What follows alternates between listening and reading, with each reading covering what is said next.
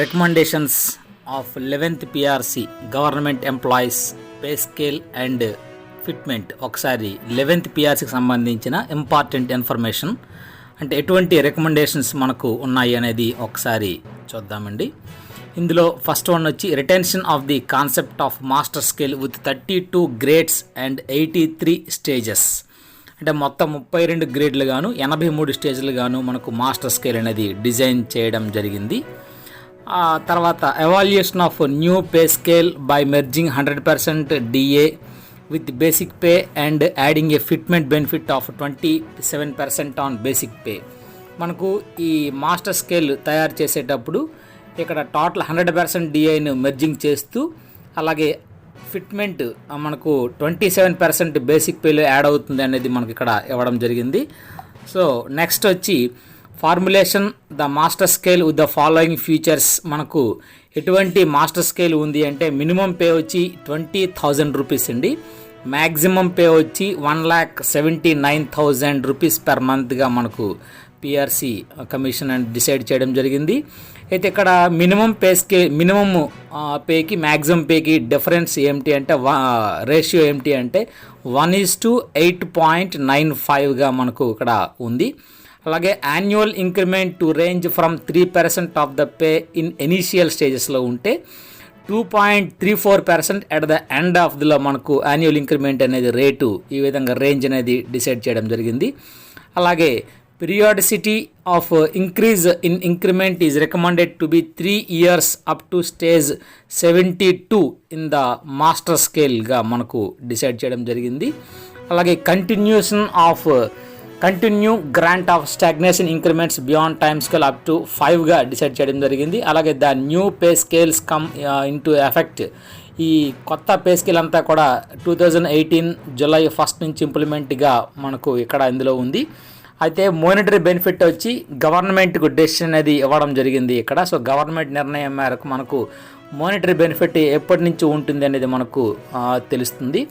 అలాగే pensioners benefits ఎటువంటి ఉన్నాయి అంటే పెన్షనర్కి సంబంధించిన కూడా మనకు ఇక్కడ 27% ఫిట్మెంట్గా అవార్డు ఇవ్వడం జరిగింది. అలాగే DA కూడా టోటల్గా మెర్జ్ చేస్తూ మనకు 27%తో కలిపి వస్తుంది అన్నాడు. అలాగే revised scale of additional quantum of pension starting from 70 years of age has be suggested. మనకు 70 years వచ్చేసరికి అడిషనల్ క్వాంటమ్ పెన్షన్ అనేది మనకు ఇక్కడ యాడ్ అవుతూ ఉంటుంది. సో దాన్ని 70 yearsగా మనకు ఇక్కడ డిసైడ్ చేయడం జరిగింది.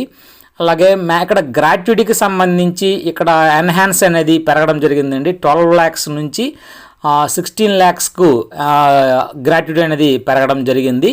సో అది ఒకటి మనం హర్షించదగ్గ విషయం. అలాగే అదర్ కేటగిరీ ఆఫ్ ఎంప్లాయీస్ వచ్చినట్లయితే కాంట్రాక్ట్ బేసిస్ వల్ల అయితే recommended minimum of the time scale is now revised pay స్కేల్లో మినిమం టైమ్ స్కేల్ ఏదైతే ఉందో దాన్ని ఇంప్లిమెంట్ చేయాలి అని ఇక్కడ మనకు కమిషన్ చెప్తుంది.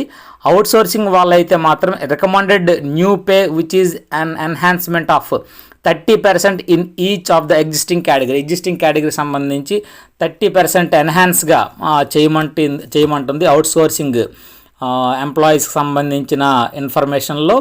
అలాగే వచ్చి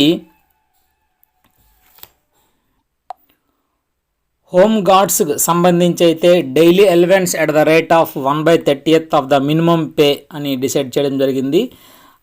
అలాగే ఫుల్ టైమ్ కంటింజెంట్స్ ఎవరైతే ఉంటారో డైలీ వేజ్ కానీ కన్సాలిడేటెడ్ పే వాళ్ళైతే మాత్రం ఎన్హాన్స్డ్ టు 20,000 రూపీస్ పెర్ అలాగే ప్లస్ DAగా మనకు ఇక్కడ ఇవ్వడం జరిగింది. ఇందులో ప్రధానంగా పే స్కేల్కు సంబంధించి అయితే మాత్రం 32 గ్రేడ్స్ 83 స్టేజెస్ గాను అలాగే మనకు మినిమం పే వచ్చి 20,000 గాను మ్యాక్సిమం పే వచ్చి 1,79,000 గాను మనకు ఇందులో ఇవ్వడం జరిగింది. మనకు మాస్టర్ స్కేల్ ఒకసారి మనం గమనించినట్లయితే ఇక్కడ చూసారా మినిమం పే వచ్చి 20,000 గాను ఉంది. ఇంక్రిమెంట్ వచ్చి 600 రూపీస్ ఫస్ట్ ఇంక్రిమెంట్గా ఉంది. అలా 660 నెక్స్ట్ వచ్చి 720 780. సో ఇక్కడ మనకు 60 రూపీస్గా యాడ్ అవుతూ వస్తుంది. సో ఇది మాస్టర్ స్కేల్కి సంబంధించిన టోటల్గా ఇందులో గమనిస్తే మనం 83 స్టేజెస్గా ఉన్నాయి. అలాగే ఇందులో 83 స్టేజెస్తో పాటు మనకు కనిపిస్తుంది.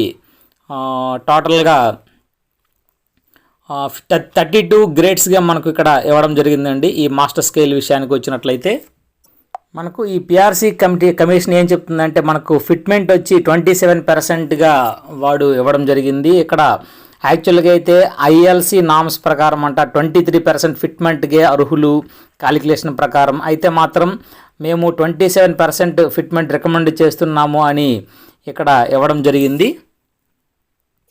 అయితే ఈ 11th పిఆర్సీ సంబంధించిన న్యూ పే స్కేల్స్ అనేవి ఎప్పటి నుంచి ఎఫెక్ట్ అవుతాయంటే 2018 జూలై 1 నుంచి ఎఫెక్ట్ అవుతున్నట్టుగా ఇందులో మనకు ఇవ్వడం జరిగింది. సో ఏపీఎస్ఆర్టీసీ వాళ్ళకి కూడా ఇక్కడ మనకు 2020 జనవరి 1 నుంచి ఇంప్లిమెంట్ అవుతుంది అనేది ఇక్కడ ఇందులో ఇవ్వడం జరిగింది. నెక్స్ట్ మోనిటరీ బెనిఫిట్ వచ్చి 22/10/1 నుంచి ఇంప్లిమెంట్ ఉండాలి. Salary for the month of October 2022 payable in November 2022.